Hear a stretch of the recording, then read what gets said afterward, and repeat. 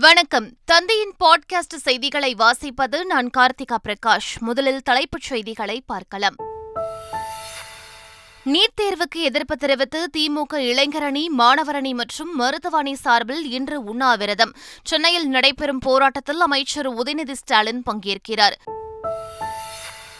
மதுரையில் இன்று நடைபெறுகிறது அதிமுக பொன்விழா எழுச்சி மாநாடு. பல லட்சம் தொண்டர்கள் பங்கேற்றுள்ளதால் பிரம்மாண்ட ஏற்பாடு. கோவை ஸ்டார்ட் அப் திருவிழா நிகழ்ச்சியில் முதலமைச்சர் ஸ்டாலின் காணொலி மூலம் பங்கேற்று சிறப்புரை. திமுக அரசின் நடவடிக்கைகளால் கடந்த 2 ஆண்டுகளில் 6800 ஸ்டார்ட் அப் நிறுவனங்கள் உருவாகியுள்ளதாக பெருமிதம். காவிரியில் தண்ணீர் திறந்துவிடுமாறு கர்நாடக அரசுக்கு உத்தரவிடக் கோரும் மனு அவசர வழக்காக விசாரிக்க வேண்டும் என உச்சநீதிமன்றத்தில் தமிழக அரசு நாளை மீண்டும் முறையீடு. வேலூர் அரசு மருத்துவக் கல்லூரியில் கடத்தப்பட்ட ஆண் குழந்தை 8 மணி நேரத்தில் மீட்பு. குழந்தையை கடத்திய பெண் காஞ்சிபுரத்தில் கைது செய்து போலீசார் விசாரணை. லடாக் மாவட்டத்தில் ராணுவ வாகனம் பள்ளத்தாக்கில் கவிழ்ந்த விபத்தில் 9 ராணுவ வீரர்கள் பலி. பிரதமர் மோடி, அமித்ஷா, ராகுல்காந்தி உள்ளிட்டோர் இரங்கல். சென்னை மற்றும் புறநகர் பகுதியில் இரவில் வெளுத்து வாங்கிய மழை. கிண்டி கத்திப்பாரா மேம்பாலத்தில் கடும் போக்குவரத்து நெரிசல். பாகிஸ்தானில் முன்னாள் வெளியுறவு அமைச்சரும் இம்ரான்கானின் உதவியாளருமான ஷாக் மெஹ்மூத் குரேஷி கைது. தேர்தல் தொடர்பாக வழக்கு தொடரப்படும் என்று அறிவித்த நிலையில் போலீசார் நடவடிக்கை. 2வது T20 கிரிக்கெட் போட்டியில் அயர்லாந்துடன் இன்று மோதல். தொடரை கைப்பற்றும் முனைப்பில் இந்திய கிரிக்கெட் அணி வீரர்கள் தீவிரம். சந்திரயான் 3 விண்கலத்திலிருந்து பிரிந்த விக்ரம் லேண்டரின் சுற்றுவட்டப் பாதை மேலும் குறைப்பு. ரஷ்யா அனுப்பிய லூனா 25 விண்கலத்தில் திடீரென கோளாறு ஏற்பட்டுள்ளதாக அறிவிப்பு. இனி விரிவான செய்திகள். நீட் தேர்வுக்கு எதிராக திமுக சார்பில் தமிழகம் முழுவதும் இன்று உண்ணாவிரத போராட்டம் நடைபெறுகிறது. இது தொடர்பாக திமுக மாணவர் மற்றும் மருத்துவ அணிகள் வெளியிட்டுள்ள அறிக்கையில், சென்னை வள்ளுவர் கோட்டத்தில் நடைபெறும் உண்ணாவிரத போராட்டத்தில் அமைச்சர் உதயநிதி ஸ்டாலின் கலந்து கொள்வார் என்றும், போராட்டத்தை அமைச்சர் துரைமுருகன் தொடங்கி வைக்க உள்ளதாகவும் தெரிவிக்கப்பட்டுள்ளது. போராட்டத்தின்போது நீட் தேர்வுக்கு எதிரான ஒட்டுமொத்த தமிழ்நாட்டு மக்களின் மனநிலையை பிரதிபலிக்கும் வகையில் மாணவர்கள், பெற்றோர், கல்வியாளர்கள், சமூக செயற்பாட்டாளர்கள் உள்ளிட்டோர் தங்களது கருத்துக்களை எடுத்து வைப்பார்கள் என்றும் அந்த அறிக்கையில் குறிப்பிடப்பட்டுள்ளது. இன்றைய நீட் தேர்வு எதிர்ப்பு போராட்டத்தில் அனைவரும் பங்கேற்க வேண்டும் என அமைச்சர் உதயநிதி ஸ்டாலின் தெரிவித்துள்ளார். கழகத்துடைய இளைஞரணி, மருத்துவரணி, மாணவரணி 3 அணிகளும் சேர்ந்து தமிழ்நாடு முழுவதும் அனைத்து மாவட்டங்களிலும் உண்ணாவிரத அறப்போராட்டத்தை அறிவித்திருக்கிறோம். அதில் நீங்கள் எல்லாம் கலந்து கொண்டு அந்த அறப்போராட்டத்தை வெற்றி போராட்டமாக நீங்கள் எல்லாம் மாற்ற வேண்டும் இந்த நேரத்தில் நான் கேட்டுக்கொள்கின்றேன். நீட் தேர்வுக்கு எதிராக நடைபெற இருந்த மதுரை மாவட்ட திமுகவினரின் போராட்டம் ஒத்திவைக்கப்பட்டுள்ளது. வரும் 23ஆம் தேதி உண்ணாவிரத போராட்டம் நடைபெறும் என தெரிவிக்கப்பட்டுள்ளது. மதுரையில் இன்று அதிமுக சார்பாக பொன்விழா எழுச்சி மாநாடு நடைபெறுகிறது. மதுரை வளையங்குளம் பகுதியில் இன்று காலை 8 மணியளவில் மாநாட்டு நிகழ்ச்சிகள் தொடங்குகின்றன. முதலில் 51 அடி உயர கொடிக்கம்பத்தில் அதிமுக கொடியை அக்கட்சியின் பொதுச் செயலாளர் எடப்பாடி பழனிசாமி ஏற்றுகிறார். அந்த நிகழ்வின் போதும், மாநாட்டில் எடப்பாடி பழனிசாமி உரையாற்றும் போதும் ஹெலிகாப்டர் மூலம் மலர் தூவுவதற்கு ஏற்பாடுகள் செய்யப்பட்டுள்ளன. இதற்காக பெங்களூருவிலிருந்து தனியார் ஹெலிகாப்டர் வரவழைக்கப்பட்டு மாநாடு நடைபெறும் மைதானத்தின் அருகே நிறுத்தி வைக்கப்பட்டுள்ளது. அதிமுக மாநாட்டை ஒட்டி பிரம்மாண்ட மேடை, 15 லட்சம் பேருக்கு உணவு தயாரிப்பு உள்ளிட்ட ஏற்பாடுகள் சிறப்பாக செய்யப்பட்டுள்ளன. மாநாட்டில் பங்கேற்பதற்காக மதுரை வந்த அதிமுக பொதுச் செயலாளர் எடப்பாடி பழனிசாமிக்கு திருமங்கலம் பகுதியில் உற்சாக வரவேற்பு அளிக்கப்பட்டது. பேண்ட் வாத்தியங்கள் முழங்க, கொடை மற்றும் கும்ப மரியாதையுடன் வரவேற்பு அளிக்கப்பட்டது. முன்னாள் அமைச்சர்கள் RB உதயகுமார், செல்லூர் ராஜு உள்ளிட்டோர் பூங்கொத்து கொடுத்து எடப்பாடி பழனிசாமியை வரவேற்றனர். மதுரை வளையங்குளம் பகுதியில் அதிமுக பொன்விழா எழுச்சி மாநாடு நடைபெறவுள்ளது. இதில் கலந்து கொள்ளும் லட்சக்கணக்கான அதிமுக தொண்டர்களுக்கு புளியோதரை, சாம்பார் சாதம், தயிர் சாதம் உள்ளிட்ட உணவுகள் வழங்கப்பட உள்ளன. இதற்காக 5000 கிலோ தக்காளி உட்பட 20,000 கிலோ காய்கறிகள் மற்றும் 100 டன் அரிசி உள்ளிட்டவற்றை பயன்படுத்தி 5000 சமையல் ஊழியர்கள் உணவு தயாரிக்கும் பணியில் ஈடுபட்டுள்ளனர். இதனிடையே அதிமுக மாநாட்டை ஒட்டி மதுரை மாநகருக்குள் வாகனங்கள் செல்வதை தவிர்க்க வேண்டும் என அறிவுறுத்தப்பட்டுள்ளது. கோவை கொடிசியா வளாகத்தில் தமிழ்நாடு ஸ்டார்ட் அப் திருவிழா 2 நாட்கள் நடைபெறும் நிலையில் அமைச்சர்கள் தாமு அன்பரசன், TRB ராஜா மற்றும் முத்துசாமி ஆகியோர் நேற்று தொடக்கி வைத்தனர். 450க்கும் மேற்பட்ட அரங்குகளுடன் கண்காட்சி அமைக்கப்பட்டுள்ளது. தொழில் முனைவோர்கள், மாணவர்கள், புத்தாக்க படைப்பாளர்கள் என ஆயிரக்கணக்கானோர் இதில் பங்கேற்றுள்ளனர். தமிழ்நாடு ஸ்டார்ட் அப் திருவிழாவில் புத்தொழில் நிறுவனங்கள் தங்களது புதிய படைப்புகளை அறிமுகம் செய்ய உள்ளனர். முதலமைச்சர் ஸ்டாலின் காணொலி காட்சி வாயிலாக உரையாற்றுகையில், தொழில்களில் சிறந்த தமிழ்நாடு என்ற நிலையை நோக்கி முன்னேறிக் கொண்டிருப்பதாக பெருமிதம் தெரிவித்தார். கல்வி சிறந்த தமிழ்நாடு, கலைகளில் சிறந்த தமிழ்நாடு என்பது போல தொழில்கள் சிறந்த தமிழ்நாடு என்கிற நிலையை நோக்கி நாம முன்னேறிட்டு இருக்கோம். Tamil Nadu start up and innovation mission உயர் கொடுக்கப்பட்டு பல்வேறு செயல் திட்டங்கள் மாநிலம் முழுக்க அமல்படுத்தப்பட்டு வருதுன்னு உங்களுக்கு நல்லா தெரியும்.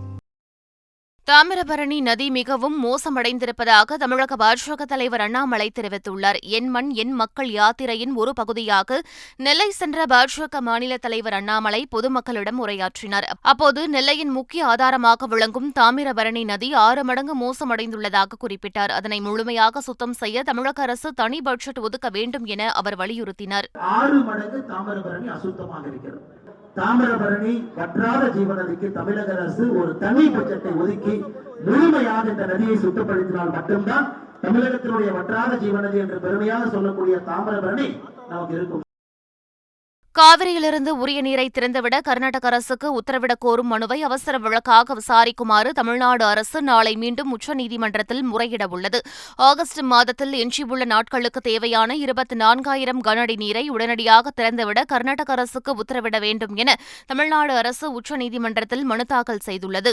தமிழ்நாட்டிற்கு நீர் திறந்துவிடுவது தொடர்பான உத்தரவுகள் முழுமையாக அமல்படுத்தப்படுவதை உறுதி செய்ய காவிரி நீர் மேலாண்மை ஆணையத்துக்கு உத்தரவிட வேண்டும் எனவும் மனுவில் கோரப்பட்டுள்ளது. இந்த மனு திங்கட்கிழமை பட்டியலில் இடம்பெற்றுள்ளதால் அன்றைய தினம் மனுவை அவசர வழக்காக விசாரிக்குமாறு தமிழ்நாடு அரசு உச்சநீதிமன்றத்தில் முறையிட உள்ளதாக தகவல் வெளியாகியுள்ளது. வேலூர் அரசு மருத்துவமனையிலிருந்து குழந்தையை கடத்திய பெண்ணை காவல்துறையினர் கைது செய்தனர். திருவண்ணாமலை மாவட்டம் கண்ணமங்கலத்தைச் சேர்ந்த சூரியகலா என்ற பெண்ணுக்கு வேலூர் அடுக்கம்பாறையில் உள்ள அரசு மருத்துவக் கல்லூரி மருத்துவமனையில் ஆண் குழந்தை பிறந்தது. அந்த குழந்தையை ஒரு பெண் கடத்தி சென்றது தொடர்பாக தனிப்படை போலீசார் CCTV காட்சிகளை ஆய்வு செய்தனர்.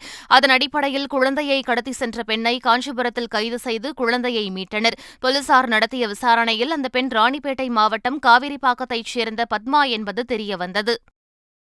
சிவகங்கையில் தோழியின் வீட்டில் நகையை திருடிய 17 வயது சிறுமியை காவல்துறையினர் கைது செய்தனர். திருமயத்தைச் சேர்ந்த 12ஆம் வகுப்பு படிக்கும் சிறுமி உடன் படித்த திருப்பத்தூர் தோழி வீட்டிற்கு சென்றபோது இந்த திருட்டில் ஈடுபட்டார். திருடிய நகைகளை அடகு கடையில் வைத்து பணம் பெற முயன்றபோது போலீசார் சிறுமியை பிடித்தனர். காதலனை கரம் பிடிக்க திருடியதாக சிறுமி கூறிய நிலையில் நகைகளை போலீசார் மீட்டுள்ளனர். சென்னை மாதவரம் பகுதியில் ஒரே குடும்பத்தைச் சேர்ந்த 4 பேர் தீ விபத்தில் மூச்சுத் திணறி உயிரிழந்தனர்.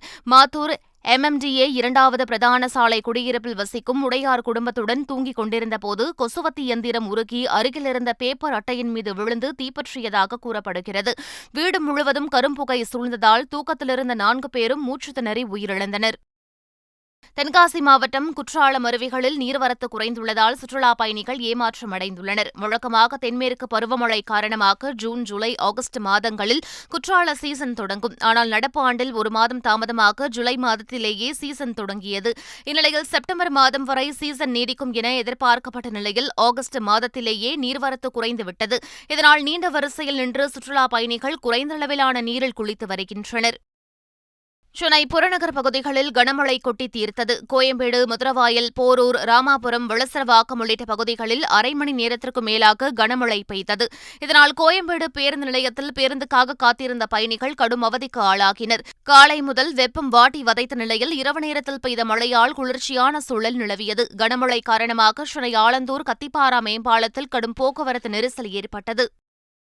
ஹிமாச்சல பிரதேச இயற்கை பேரிடர் குறித்து பிரதமர் மோடி ஆலோசனை மேற்கொண்டார். டெல்லி பிரதமர் இல்லத்தில் நடைபெற்ற இந்த ஆலோசனைக் கூட்டத்தில் ஹிமாச்சல பிரதேச நிலவரம் குறித்து பிரதமரிடம் எடுத்துரைக்கப்பட்டது. கனமழை, நிலச்சரிவால் சுமார் 75,000 கோடி ரூபாய் ஹிமாச்சல பிரதேசத்தில் சேதம் ஏற்பட்டுள்ளதாக கணிக்கப்பட்டுள்ளது. காங்கிரஸ் MP ராகுல் காந்தி 2 நாள் பயணமாக லே மற்றும் லடாக் சென்றுள்ள நிலையில் லேவிலிருந்து கிழக்கு லடாக்கில் உள்ள பேங்காக்ஸோ ஏரிக்கு பைக் சவாரி மேற்கொண்டார். முன்னாள் பிரதமர் ராஜீவ்காந்தியின் பிறந்தநாளை முன்னிட்டு நடைபெற்ற பிரார்த்தனைக் கூட்டத்திலும் பங்கேற்றார். உத்தரப்பிரதேச முதலமைச்சர் யோகி ஆதித்யநாத்தை நடிகர் ரஜினிகாந்த் சந்தித்து பேசினார். லக்னோவில் உள்ள வீட்டிற்கு சென்ற ரஜினிகாந்த் யோகி ஆதித்யநாத்தின் காலில் விழுந்து ஆசை பெற்றார்.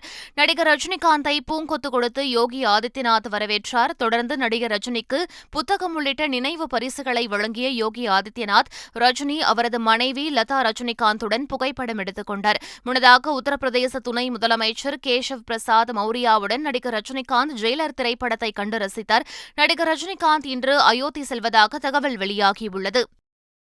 லடாக்கில் ராணுவ வாகனம் பள்ளத்தாக்கில் கவிழ்ந்து விபத்திற்குள்ளானதில் 9 ராணுவ வீரர்கள் உயிரிழந்தனர். லடாக்கின் குரு கேரிசன் பகுதியிலிருந்து கியாரி பகுதிக்கு ராணுவ வாகனம் சென்று கொண்டிருந்தது. அப்போது எதிர்பாராத விதமாக ராணுவ வாகனம் பள்ளத்தில் கவிழ்ந்து விழுந்தது. இதில் பயணித்த 10 ராணுவ வீரர்களில் 9 பேர் உயிரிழந்தனர். ஒருவர் படுகாயங்களுடன் மீட்கப்பட்டு மருத்துவமனையில் அனுமதிக்கப்பட்டுள்ளார். உயிரிழந்த ராணுவ வீரர்களுக்கு மத்திய பாதுகாப்புத்துறை அமைச்சர் ராஜ்நாத் சிங் இரங்கல் தெரிவித்துள்ளார். இதேபோல் உயிரிழந்த ராணுவ வீரர்களுக்கு பிரதமர் நரேந்திர மோடி, மத்திய உள்துறை அமைச்சர் அமித் ஷா, காங்கிரஸ் எம்பி ராகுல் காந்தி உள்ளிட்டோர் இரங்கல் தெரிவித்துள்ளனர். ஆந்திராவில் விவாகரத்து கேட்ட மனைவியை கணவர் கழுத்தறுத்து கொன்ற சம்பவம் அதிர்ச்சியை ஏற்படுத்தியுள்ளது. ஆந்திராவின் கிழக்கு கோதாவரி மாவட்டம் ஆக்கிவிடு கிராமத்தைச் சேர்ந்த ராம்பாபு மீது திருட்டு வழக்குகள் உள்ளதாக கூறப்படுகிறது. இதனால் இவரை காதலித்து திருமணம் செய்து கொண்ட சத்யராணி விவாகரத்து கோரியுள்ளார். இதனால் ஆத்திரமடைந்த ராம்பாபு தனது மனைவி சத்யராணி கோவிலுக்கு தனியாக சென்றபோது அவரின் கழுத்தை அறுத்து கொன்றுள்ளார். தப்பி ஓடிய ராம்பாபுவை போலீசார் தேடி வருகின்றனர். பாகிஸ்தானில் முன்னாள் வெளியுறவுத்துறை அமைச்சரும் இம்ரான்கானின் நெருங்கிய உதவியாளருமான ஷா மெஹ்மூத் குரேஷியை போலீசார் திடீரென கைது செய்தனர். பாகிஸ்தான் முன்னாள் பிரதமர் இம்ரான்கான் ஊழல் வழக்கில் கைது செய்யப்பட்டு சிறையில் அடைக்கப்பட்டார். இந்நிலையில் பாகிஸ்தான் தெஹ்ரீக்-இ-இன்சாப் கட்சியின் துணைத் தலைவராக உள்ள மெஹ்மூத் குரேஷி இஸ்லாமாபாத்தில் நடைபெற்ற செய்தியாளர்கள் சந்திப்பில் பாகிஸ்தானில் பொதுத் தேர்தல் தாமதமானால் நீதிமன்றத்தில் வழக்கு தொடரப்படும் என்று கூறினார். இதையடுத்து அவர் கைது செய்யப்பட்டுள்ள நிலையில் அதற்கான காரணத்தை பாகிஸ்தான் போலீசார் தெரிவிக்கவில்லை. இஸ்ரேலில் பிரதமர் பெஞ்சமின் நெத்தன்யாஹுவின் நீதித்துறை மறுசீரமைப்பு நடவடிக்கைக்கு எதிர்ப்பு தெரிவித்து பல்லாயிரக்கணக்கான மக்கள் மீண்டும் போராட்டத்தில் குதித்தனர். டெல் அவிவ் நகரில் சாலையில் திரண்ட பல்லாயிரக்கணக்கான மக்கள் பிரதமருக்கு எதிராக முழக்கங்களை எழுப்பினர். நீதித்துறை மறுசீரமைப்பு வழக்கு தொடர்பாக இஸ்ரேல் உச்சநீதிமன்றத்தில் கடந்த 3ஆம் தேதி முதல் விசாரணை நடைபெற்று வரும் நிலையில் மக்கள் மீண்டும் தங்கள் எதிர்ப்பை தெரிவிக்கும் வகையில் சாலையில் திரண்டு போராட்டத்தில் ஈடுபட்டனர்.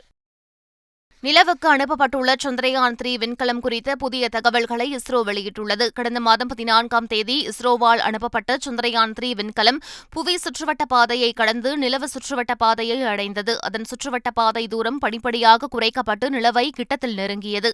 இதையடுத்து சந்திரயான் 3 விண்கலத்திலிருந்து விக்ரம் லேண்டர் பிரிக்கப்பட்டது. அதன் சுற்றுவட்ட பாதையில் 25x134 கிலோமீட்டர் தூரமாக குறைக்கப்பட்டு நிலவை கிட்டத்தில் நெருங்கியது. திட்டமிட்டபடி வரும் 23ஆம் தேதி மாலை 5:45 மணிக்கு விக்ரம் லேண்டர் நிலவின் தென்பகுதியில் தரை இறங்கும் என எதிர்பார்க்கப்படுவதாகவும் இஸ்ரோ தெரிவித்துள்ளது. இதனிடையே நிலவை ஆய்வு செய்வதற்காக ரஷ்யா அனுப்பிய லூனா 25 விண்கலத்தில் திடீரென கோளாறு ஏற்பட்டுள்ளதாக தெரிவிக்கப்பட்டுள்ளது. இதனால் லூனா 25 திட்டமிட்டபடி நிலவில் இறங்குமா என்ற கேள்வி எழுந்துள்ளது. இதனிடையே சந்திரயான் 3 திட்டம் வெற்றி பெறும் என்று இஸ்ரோ முன்னாள் தலைவர் மயில்சாமி அண்ணாதுரை நம்பிக்கை தெரிவித்துள்ளார்.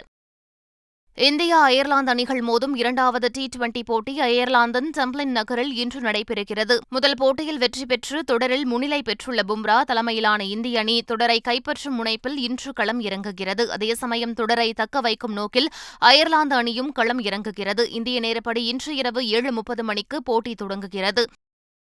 மீண்டும் தலைப்புச் செய்திகள். நீட் தேர்வுக்கு எதிர்ப்பு தெரிவித்து திமுக இளைஞரணி, மாணவரணி மற்றும் மருத்துவ அணி சார்பில் இன்று உண்ணாவிரதம். சென்னையில் நடைபெறும் போராட்டத்தில் அமைச்சர் உதயநிதி ஸ்டாலின் பங்கேற்கிறார். மதுரையில் இன்று நடைபெறுகிறது அதிமுக பொன்விழா எழுச்சி மாநாடு. பல லட்சம் தொண்டர்கள் பங்கேற்றுள்ளதால் பிரம்மாண்ட ஏற்பாடு. கோவை ஸ்டார்ட் அப் திருவிழா நிகழ்ச்சியில் முதலமைச்சர் ஸ்டாலின் காணொலி மூலம் பங்கேற்று சிறப்புரை. திமுக அரசின் நடவடிக்கைகளால் கடந்த 2 ஆண்டுகளில் 6800 ஸ்டார்ட் அப் நிறுவனங்கள் உருவாகியுள்ளதாக பெருமிதம். காவிரியில் தண்ணீர் திறந்துவிடுமாறு கர்நாடக அரசுக்கு உத்தரவிடக் கோரும் மனு அவசர வழக்காக விசாரிக்க வேண்டும் என உச்சநீதிமன்றத்தில் தமிழக அரசு நாளை மீண்டும் முறையீடு. வேலூர் அரசு மருத்துவக் கல்லூரியில் கடத்தப்பட்ட ஆண் குழந்தை 8 மணி நேரத்தில் மீட்பு. குழந்தையை கடத்திய பெண் காஞ்சிபுரத்தில் கைது செய்து போலீசார் விசாரணை. லடாக் மாவட்டத்தில் ராணுவ வாகனம் பள்ளத்தாக்கில் கவிழ்ந்த விபத்தில் 9 ராணுவ வீரர்கள் பலி. பிரதமர் மோடி, அமித்ஷா, ராகுல்காந்தி உள்ளிட்டோர் இரங்கல். சென்னை மற்றும் புறநகர் பகுதியில் இரவில் வெளுத்து வாங்கிய மழை. கிண்டி கத்திப்பாரா மேம்பாலத்தில் கடும் போக்குவரத்து நெரிசல். பாகிஸ்தானில் முன்னாள் வெளியுறவு அமைச்சரும் இம்ரான்கானின் உதவியாளருமான ஷாக் மெஹ்மூத் குரேஷி கைது. தேர்தல் தொடர்பாக வழக்கு தொடரப்படும் என்று அறிவித்த நிலையில் போலீசார் நடவடிக்கை. 2வது T20 கிரிக்கெட் போட்டியில் அயர்லாந்துடன் இன்று மோதல். தொடரை கைப்பற்றும் முனைப்பில் இந்திய கிரிக்கெட் அணி வீரர்கள் தீவிரம். சந்திரயான் 3 விண்கலத்திலிருந்து பிரிந்த விக்ரம் லேண்டரின் சுற்றுவட்ட பாதை மேலும் குறைப்பு. ரஷ்யா அனுப்பிய லூனா 25 விண்கலத்தில் திடீரென கோளாறு ஏற்பட்டுள்ளதாக அறிவிப்பு. இத்துடன் பாட்காஸ்ட் செய்திகள் நிறைவு பெறுகின்றன. வணக்கம்.